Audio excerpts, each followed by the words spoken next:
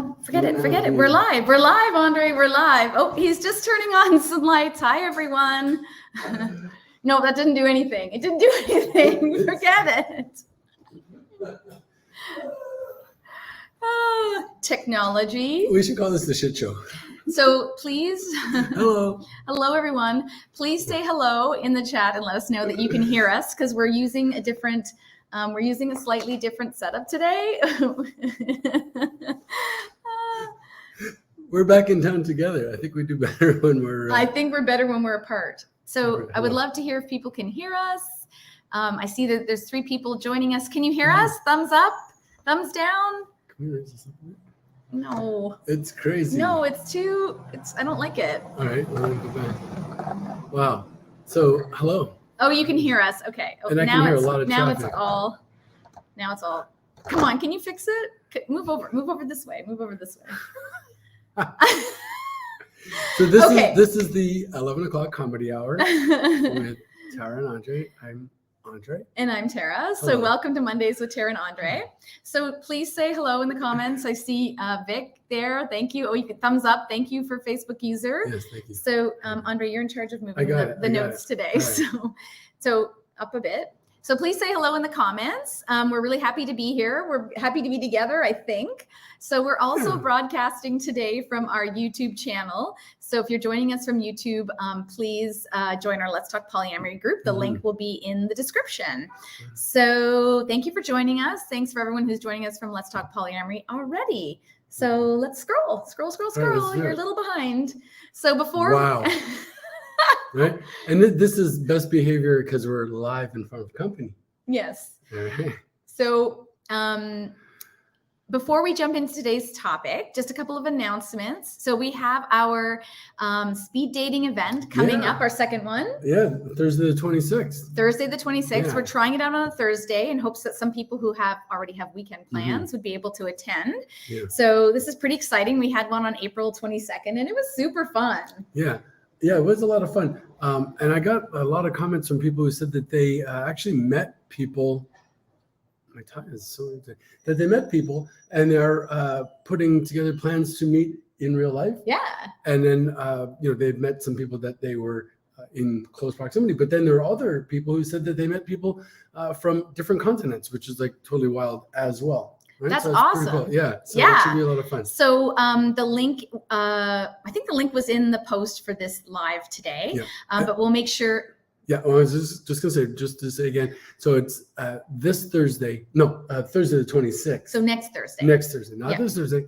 Next Thursday. So mark it on your calendar. Mark it on your calendar. The link is also in the featured section. Right. And we'll make sure we drop it in this broadcast after. And also talking about the 26th, but on a different month, a month later, is Pride June 26th in Toronto, Canada. Yay. And for those of you who have not been there before, or maybe for you have, it is in fact one of, I think it's like the 3rd largest Pride celebration. I don't know where the other 2 bigger ones would be, maybe New York and who else. But anyway, it is huge. It is a big party. And I was inviting somebody the other day to it, and they're like, well, I'm not quite sure. Like, what's it about? And I said, well, it's about weird, loving, queer people coming together. It's about inclusion for me.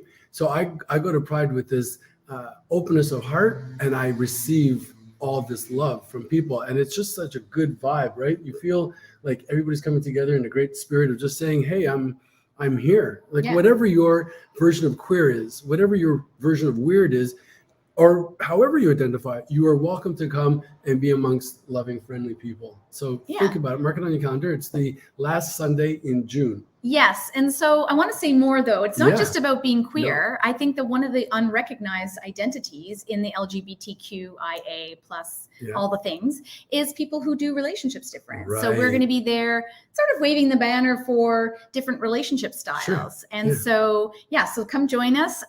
We will put up the event soon. We're not just attending the parade. I think you missed a really important part. Well, I knew you'd come to it, but that's a good idea. Yes, we are doing what? What are we doing? We are actually marching and skating so we have what's called a walking float. So if you want to join us, if you're near the Toronto area, book accommodations. We're going to have a pre-event at my condo, which is in the village in Toronto. And then we're going to go together to the parade where they set you up. And then we're going to parade, be part of it. So the pre-parade will be where we can fix our hair and makeup, adjust our costumes, do things like that, have a drink or have two, little do whatever. Snacks. Cool. Yeah. But, going back to the idea of being queer or being weird, whatever it is, you're absolutely correct. Yes, this is an opportunity of inclusion.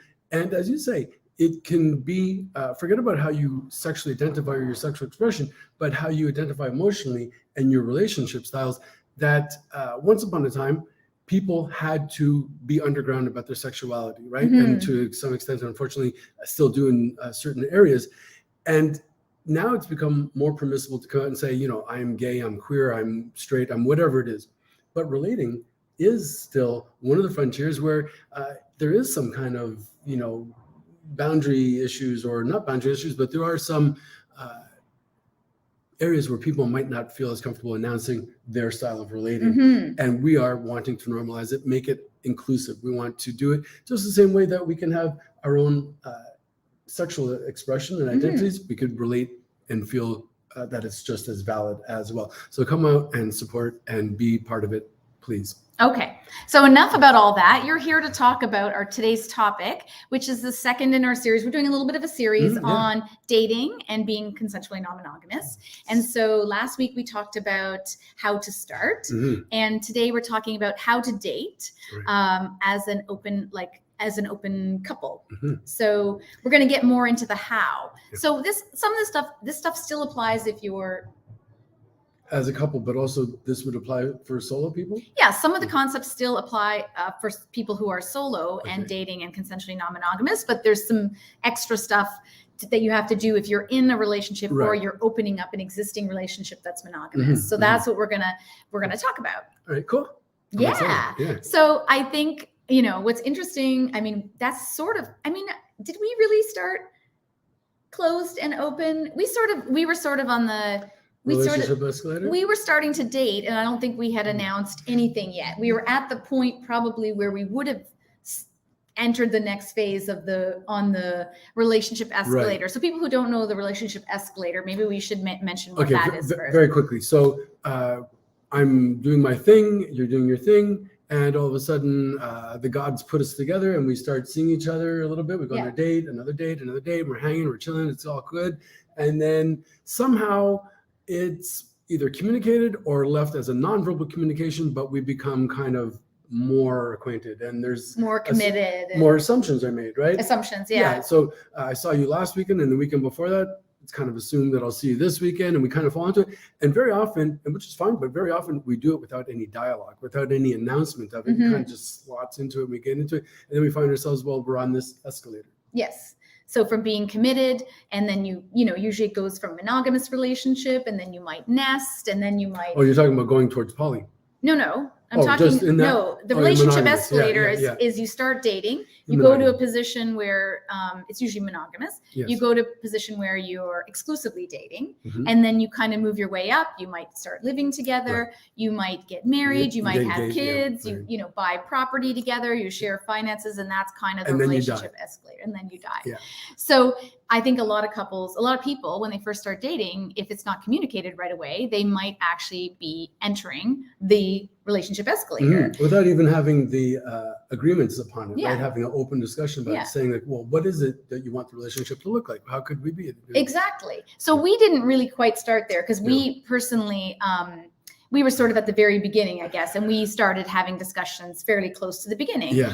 But a lot of people aren't in that circumstance. And I know there's people in the group, because we see all the questions that come in, that people are in a monogamous relationship and want to move to a structure that's consensually non-monogamous. So then, I think many people, and certainly we both talked to these people, jump in like, this is so exciting. We're going to have sex with all kinds of people. We're going to meet new people, new relationship energy. It's like, you're like, it's so amazing. Yeah. But then you get hit with the feels. Yeah. You made me think about buying a car, right? You go into the showroom and it's all shiny and all you see are like the possibilities of it. And it's wow. It's like, it's this new vehicle. And then you get the sticker shock. You're like, wow, wait a second. There's quite a few things that I need to look at also. Not only do I have to pay for the car, but there's insurance, there's maintenance, there's all the things. And that's kind of like insurance and maintenance. Well, it makes me it's true. Well, it makes me think about this, right? So when we go to opening up the relationship, my fantasies are like, wow, like this is gonna be great. I'm gonna have like, all these opportunities. I'm gonna meet these people. You're gonna be doing it with me. It's gonna be awesome. I don't really think about the tax that I'm gonna have to pay. And what is the tax? Well, how am I going to feel when I see you doing this? Or how are you going to feel when I'm doing this? Or what's it going to be like when you're out on a date and I've not planned well for it and yada, yada, yada. So that never happens. Never happens. But you want to buy that new car and all you can see is that shiny new car. And you're like, wow, I want it. But then afterwards are all the other things. So if you go into it with these eyes open and say, well, great, you want to buy the car, but there are some other things that you are going to have to consider. You will be well served. So that's the same. I like the new car thing because sometimes you see the new car, but you see it as your new car. That's also another point. Yeah, for sure. Yeah, like there's a shiny new car and it's your new car. You're like, oh, I'm going to be dating multiple people. I get to have sexual fantasies fulfilled and not realize that it might actually be a car that you share with somebody else. The family car, yeah. And I go to use the car and it's gone someplace else. I'm like, wait a second, I thought I bought this car. Yeah, that's a good point, right? Yeah, exactly. Yeah, it's a good analogy. Thanks for that. We just made that up on the spot. Okay, so how do you set if you already if you're in a monogamous relationship or just starting or just considering, how do you set yourself up for success? So we have three major things we're going to start with. We're going to talk about today, and really quickly because some of these things we've already talked about, and you can always go back into the guides and look at it. So three things. Yeah, and some of these things need to be explored a little bit more in depth than what we're going to do right now. Oh, for sure. Yeah, but again, the reason why we're talking about this is so that we can try and avoid those pitfalls, those heartaches, those miscommunications, those fights, right? If we are able to look at it. So I buy the new car and I think, wow, this is great. I'm going to go drive. And then the government says, well, hang on a second. Before you do that, you need to have the insurance in place. Did you pay the tax? Did you put gas in it? So all these other things. So these elements that we're going to talk about will help inform us so that we don't just rush into it and say, oh my God, like I had no idea I was going to feel this way when this happened, or I wasn't expecting this, that, or the other thing, that we could be well-informed, eyes open, and be able to consent to it. Yeah, and I think if you have started in and you're having all the feels, it's okay. You can always stop and start and reconsider again. But I think the big step that people, if they're in a couple, they might start with step 2. But what really you need to do is start with step 1, which is determining what you as an individual want first. Right. So let me ask you, so when you're working with couples, I would assume it's couples, and they're calling you, it's because they've already launched into it and they're having an issue, or they're thinking of launching into it? I mean, where does that I think a bit of both. A bit of both. I think often when people call us, take that first step and do that free call with us, they've stepped into it and literally stepped into it. Right. And they may be having things that they're having a hard time negotiating, navigating, and that sort of thing. So they might be in the, oh shit, I just stepped in it, and having all the feels and having a hard time stepping out of it and beginning at the beginning again. And that's the important step is beginning at the beginning. Right. And it seems, even if people have been doing it, like I have a client that's been doing this for 6 months, and there's things that are triggering. And even us, I know you say when I say even us, but we had a bit of something that happened recently. And so that's why number 3 is going to be super important, which we'll get to. So So number 1, determine what you want as an individual first. But what I'm saying is, the people that you're working with, they may not yet have opened it up and are wanting to talk about it and figure that out, or they may have already opened it up and, as you say, stepped in it. Either way, we can help facilitate greater clarity and communication so we can find out what is not working and what is working and how we can maximize it. Yeah, for sure. Okay. I mean, sometimes I work with people that are like individuals, and then sometimes I work with couples. So it just depends on where they are and what part of their journey. Sometimes it's a combination of things and that sort of thing. So good. So determine what you want as an individual first. So first thing, what relationship structure appeals to you? Right. So when you say relationship structure, you're talking about whether they want to be swingers or monogamous, if they want to be open relating, polyamorous, like in your, right. So I see you put up the chart here, which I love, right? And this comes from Jessica Fern's Polysecure. Right? Always plugging her. Yeah. So things to think about is how much sexual exclusivity you want to have and how much emotional exclusivity you want to have, and where that fits on the spectrum. Now, we're not going to go into all of those, but if you look at monogamy, which is on the top left-hand corner, that is the highest sexual exclusivity and the highest emotional exclusivity. Right. Whereas you go to the very bottom right corner, you've got relationship anarchy, which is the lowest emotional exclusivity and the lowest sexual exclusivity. I mean, a lot of people usually fall somewhere in the monogamish, open relationship to polyamory. You know, the thing that just occurred to me as we're looking at this and looking at monogamy and seeing how it's emotionally and sexually exclusive, not only is it an agreement between us, but it is in many circumstances recognized legally. So you could file for divorce on the grounds that somebody else was tampering with your merchandise, driving your car. Yes. Isn't that so interesting? But I don't know of any legal provisions that would protect somebody who is, you know, relationship anarchist. Interesting. Yeah, I mean, I think it depends on what arrangements you have. But like thinking about the legal part is that how it's the heteronormative model is the institutional model, right? Oh, for sure. And your taxes support that. You can share income. Right. It gets more complicated, especially depending on where you are in the world, in terms of how you can do your taxes and all that things, what benefits you can have. There's certainly more benefits as a monogamous couple, but we're not talking about that. Nope. But you want to think about for yourself what relationship structure would work for you. And so, you know, do you want to date with your partner? Do you want it to be more once in a while? Like what feels comfortable, especially if it's at the start. It doesn't mean that you have to stick with this. You know, this is all, and that's where we're going to get to number 3. But these are always things that you can revisit and talk about. So, but you know, you say revisit and talk about, and I think it's an excellent point, because I do get people who come into my office and they are perhaps wanting something different than they had originally, and are wanting to communicate that. They say that they have a good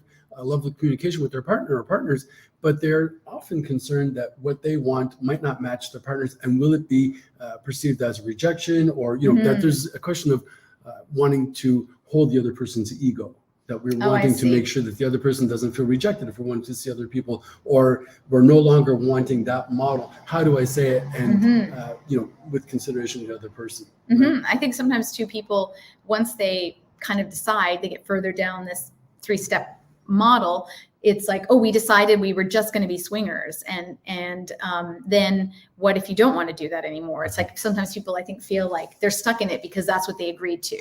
And I think that's where sometimes, oh, someone just wants us to show the slide. Oh, can you give us the slide? Yeah, put us back on the slideshow. Yeah, we can. This one, we can post this in the comments of the group. Yeah, this is not our diagram. This is from Jessica Fern from she wrote Polysecure, a great book. So this is just copied from there, but happy to share that as well. Okay, so determining what you want as an individual includes what relationship structure, what things do I value? What things are important to me? And I think the important part of doing this, and this is another thing we work on with clients, is setting up relationship agreements that work, is part of the determination in developing a relationship agreement based on common values, is that you first need to know what you value in terms of time, commitment, what's quality time look like, consideration, all these things. Like, what do these things look like for you? What's important to you? Yeah, and I liked also what you had said earlier about how we can revisit these things, right? So, you know, what you value today may be the same thing tomorrow, but it might also shift over time. And that makes me want to just say a very quick public announcement about consent. Right? Consent's huge. So we are always willing, able, and within our rights to say that we grant consent or we retract our consent. And it's never, come on, baby, like, you know, just a couple more minutes. And that's like in the sexual context, but then we're talking about even emotionally in our relationship, that we have to feel secure in the relationship, right? We have to feel secure that we can say, yes, I want this, and no, I don't want this. Yeah. So that's a good segue into the third part of, like that. Yeah, I did. We're playing tennis. The third part of figuring out what you want first is, what are your personal boundaries? Boundaries. So we just mentioned agreements, but I think sometimes people get the terms boundaries, rules, and agreements a bit. There's different definitions, so it's fair, but we all have different ones. But I think when I think of boundaries, I like to use the definition that is Dr. Liz Powell. I'm reading her book right now on building open relationships, and she has a great definition of what boundaries are. And boundaries have to do with your own self. So your body, your mind, your values, which we talked about, your time, and your heart. So you can only set boundaries for things that you have complete control over. So boundaries are my self parameters. Yeah. Like I want to be touched this way. I want my time to be used this way, etc. So, and you can have ones related to sexual things. Like you can set a boundary, for example, and I'm using this example because it goes over into agreements. You can have a personal boundary that you will always use condoms with penetrative sex. And because that's completely in your control. You could say, I will always use condoms, but you can't control if your partner uses them for their partners. But so I can't say to you, my boundary is that you have to use condoms. That's not a boundary. No, but that might be something you want to do as an agreement. That would be agreement or rule. We may have an agreement as part of our sexual risk things that we will always use condoms or barriers for sexual activities. So that's kind of the difference. Right, or sleepovers or whatever the situation might be. So just to reiterate very quickly, a boundary is what we as individuals have in our own self-determining. We can decide what we're wanting, not wanting in this. Agreements are when we have other participants coming into it and are able to consent to part of that agreement. Yeah, we'll go into that a little bit more in a second. So I just want to stick with the part about identifying what you want to want. Okay. So then the other thing you might want to consider in your own experience is what kinds of scenarios and things you might find more challenging. So how have I been in the past, and how have I been in other relationships? What kinds of things might trigger me? Because I think and there's not to say that you can't change those things, because I certainly work with people and you work with people where you address those things, but it's good to be aware that there might be things that are triggered for you. Like if you are thinking about doing swinging, for example, am I going to be comfortable watching you engage sexually with another person? Or would I prefer not to see that? That might bring up a different model. So these kinds of things, these four things kind of fit into, what you think about what you want. So that's number one. Cool. So number two. So then you get to the point where you're having essential conversations with your partner or partners. Like maybe you're coming from a closed triad and you're wanting to closed triad and you want to open it, or a polycule. Then you might have to have similar conversations again. You're still going to have to go back to identify what you want first, and then as a group, a collective, talk about what are the things that you want. So what are the kinds of conversations that we're going to have? You're asking me? Yeah. What kind of conversations we're going to have as far as what we're wanting?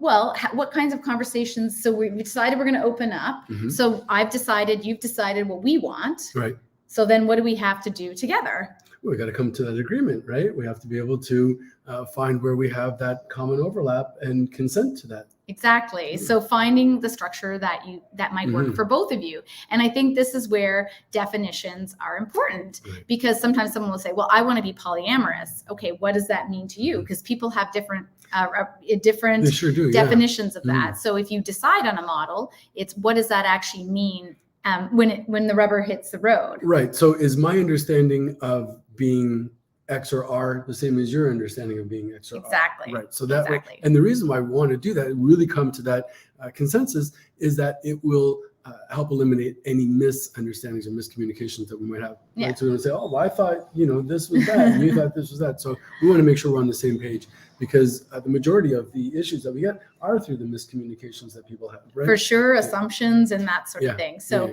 and then the values. We go back to the values piece. So we've each individually identified what we value. So what do we value as a unit?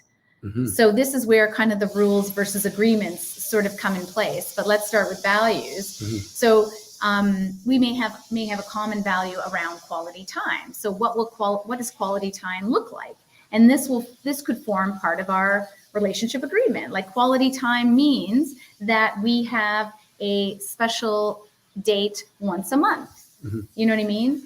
It could mean that, when we're together, like if we're not nesting, for example, when we're together, we're not on a date. We're not texting other people, and that's, I always talk about consideration as one of our values. Oh my God, it's really noisy outside all of a sudden. somebody's doing something outside right out our window. So here's where, we get into rules versus agreements. And I don't want to talk a ton about this today because we did do a whole live on December 13th around how to create agreements at work. We talked about rules versus agreements. And just a definition in terms of rules then, rules is a statement of what's allowed or not allowed in a certain circumstance. And often these are more limiting, whereas agreements are something that is more of an arrangement that you agree to and that is shared. Right. So agreements might even be looked at as things that are permissible. And rules are things that are restricted. Which is why the values thing I think is so important, because when I do an exercise with my when I work with couples on setting an agreement based on their values, and I think it's a much more positive way to start rather than you must not do that, you must not do that. Is if we value consideration and we understand what consideration means for both of us in terms of what we say and do, then I feel like that's a better way of coming to an agreement. So some of the things we might agree to might relate to some of the sexual stuff like we talked about, like how often do we STI test? What do we ask of our partners? How much do we want to know about what's going on with our partner? What do we do when we're feeling discomfort? Like, how do we reconnect? Like some people, I know we worked on that exercise together. We developed, that was sort of based loosely on the BDSM aftercare model, where you have a before, during, and aftercare. So how do we want to come back together after being with partners, or how do we want to ongoing have this care for each other? And that makes me think back to somebody I was working with. They were saying, well, they've identified their love language, which I'm sure many people have heard by now. So in their pre-care, aftercare, they would use each other's love language that way. So, I love that. Yeah, so somebody is very oral and they're wanting to have words of affirmation. That's wonderful. Their partner gives them that. And the other person wants acts of service. So they define what would be a great demonstration of that, and their partner says, yes, I can definitely give you that act of service, and it seems to work quite well for them. Yeah, awesome. Yeah.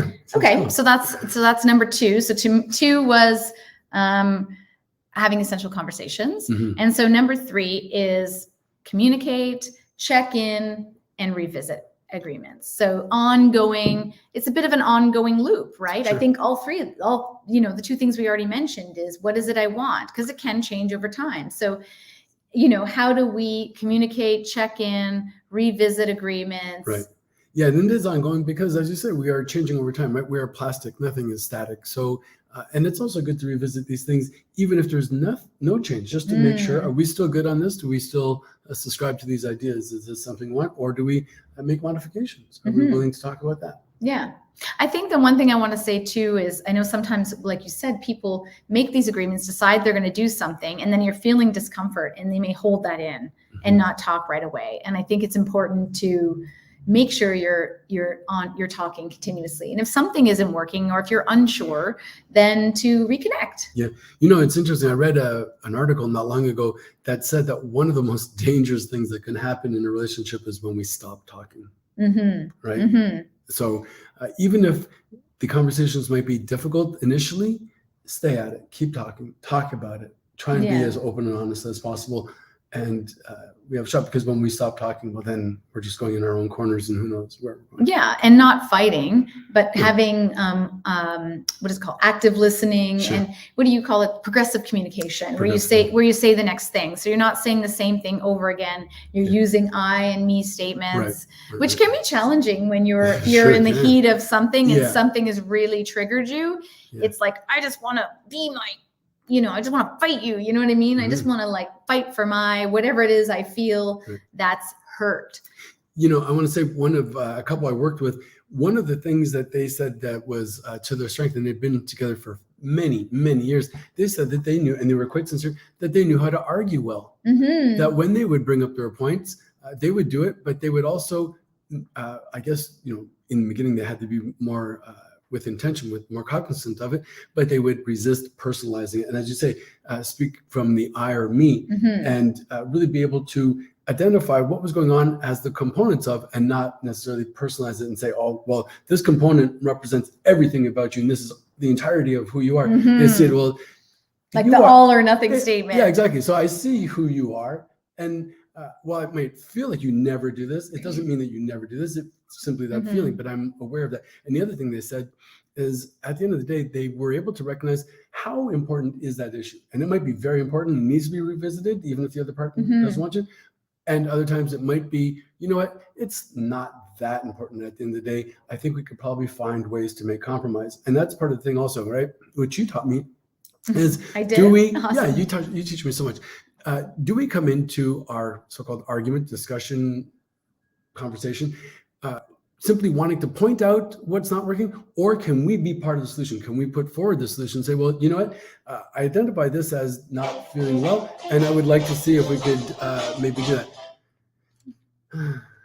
So. Oh no, what happened? We're there. Oh, okay, we're there. That was just a little bit of hockey night in Canada for you. Yeah, so communicating and ongoing communication. And I think the point too is also knowing when you need to take a break if you're having those hard conversations. Yes. Like we've been kind of working through something recently, and we've had to take some pauses because it can, if things are getting heated and we're not in the best space, it's how can we go back to that with an open heart and a fresh view of things. So and you know, you say we take a pause and we talk about open spaces and stuff, and we quite literally had our discussion in an open space. It was a neutral space, and I think that was really good because myself personally, it can keep me sort of more civil if I'm in an area that, like, you know, it's not going to just. You can't yell at the person. That's a good idea. That's a good idea. Well, it's often suggested that, you know, we go to a place that might be a little bit neutral. If it's conversation is really that difficult, maybe we do it at a cafe or a park or something where, you know, we're going to be mindful of our environment, they'll say. Awesome. Okay, so we hope this was helpful. You know, we covered a lot of things. We didn't go into them in detail. I think there's a lot within each portion of this.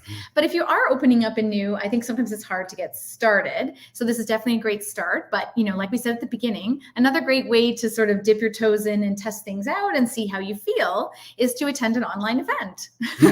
And we happen to be having one. Yeah, how cool. So if you'd like to join us to test out how all these things that you've worked on are working, come join us on May 26th for our online speed dating and polyamory meetup. It's definitely going to be a great time. You're going to have fun. It's a safe space to explore, and like everybody is cool. Like the last one was like super fun and cool, and everybody met everybody.